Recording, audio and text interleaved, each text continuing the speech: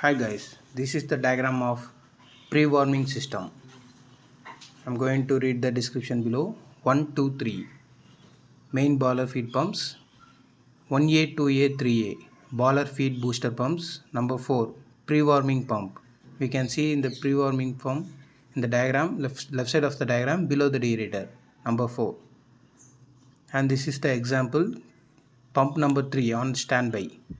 So pump number 3 is in off condition. System 8 water circulation due to additional pre-warming pump T3 equal to T1. You can see T3 in the boiler feed water pump 3 water temperature and T1 equal to deaerator water temperature. So the description below I am going to read. The additional circulation pump number 4 inducted into the circuit takes water from the deaerator, forcing it through the boiler feed water pump back through the suction line and into the deaerator. The minimum feed water flow line of the ideal pump remaining open. A part of the flow passes through it on its way back to the deaerator. And Brochure, Switzerland Company. Now we can see the circuits. First, in the right side of the diagram, condenser is there. From the condenser, the water is goes to the condensing water is goes to the deaerator through the heat exchanger. For heat exchanger, steam is coming from the turbine. After the deaerator, the water is goes to the boiler feed water pump through booster pump 1A and 2A. The feed water pump 1 and 2 pumps the water to the boiler through heat exchanger. For heat exchanger, steam is coming from the turbine. So here the bypass for minimal flow also is there. And for the boiler feed water pump 3, it is in stopped condition. The booster pump also stopped condition. The pre-warming pump is started on condition. The water is goes to the feed water pump. We can see the below of the diagram. By the pre-warming pump, the water goes to the boiler feed pump 3, and by suction line it goes to the deaerator again. This is the diagram. Now first question. What kind of function does superheater accomplish? Answer. It produces superheated steam by first bringing wet steam to saturation point and then rising its temperature to the degree of superheat according to design. Question. Why is a higher degree of superheat a necessity? Answer.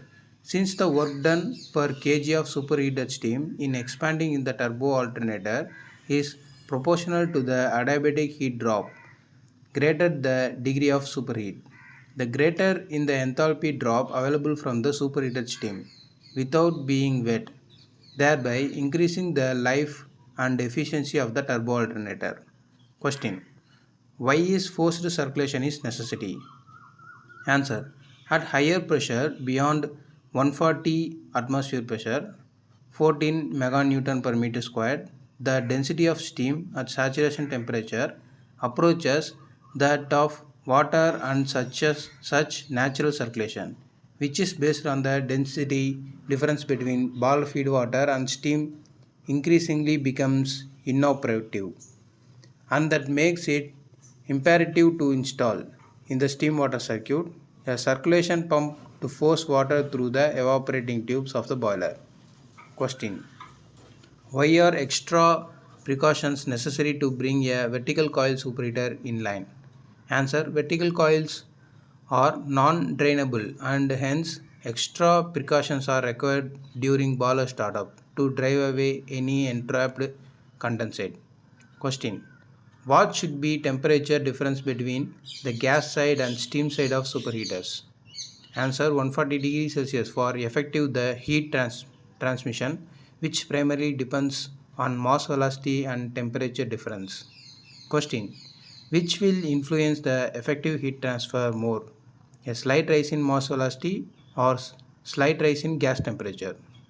Answer. A slight rise in mass velocity is influence the effective of heat transfer. Yes, answer is slight rise in mass velocity.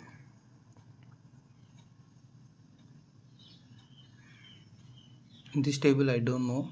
Please comment if you have know. If you know, please share. Question: why must expansion loops be provided in the supply piping? Answer: to avoid thermal strain due to differential expansion between equipment piping and the boiler. So this is the reason expansion loops. Question: why is it imperative to carry out the soot blowing operation when the boiler is operating at a stable rate? Answer: this is done so as to prevent any fire from being blown out as the soot blowing is going on. Soot blowing at 30 to 40% of the rated load of a boiler is sufficient for purging. Best result 75% load of the boiler.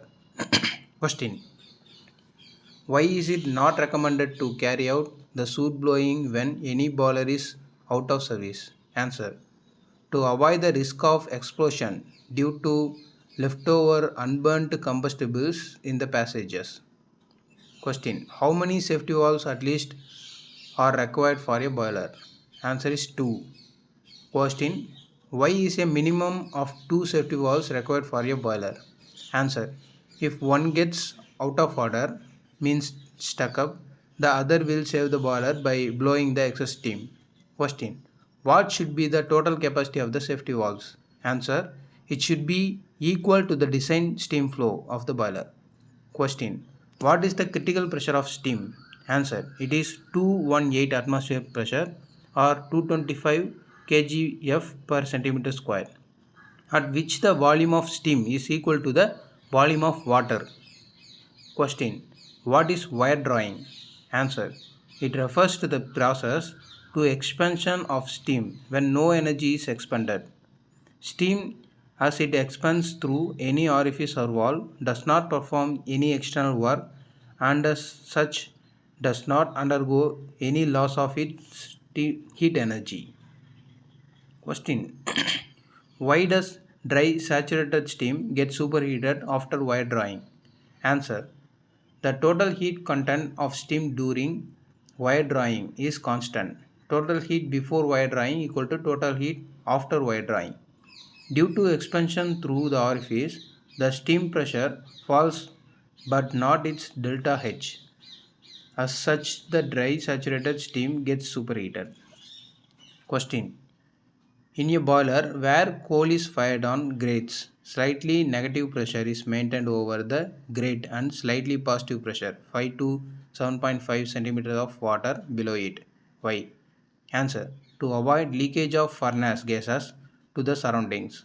Positive pressure below the grate will force the entire combustion air up through the coal bed on the grate to ensure better and more efficient combustion of the fuel, while the negative pressure above the grate will augment the flow of combustion air through the coal bed and eliminate the risk of positive pressure buildup above the coal bed, thus reducing the channels of flue gas leakage to the surroundings.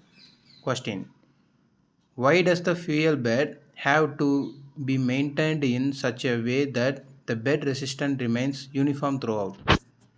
Answer: otherwise, there will be a channeling of combustion air leading to incomplete combustion.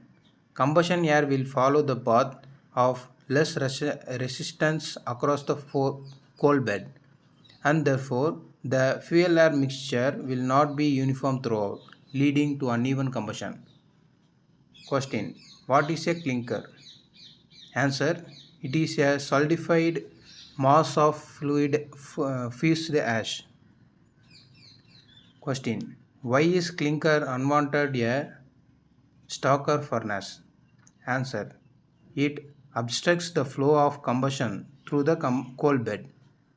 Question: what is the temperature inside the bowl mill of a pulverized unit? Answer: 75 to 90 degrees Celsius. That's it for now. Thank you.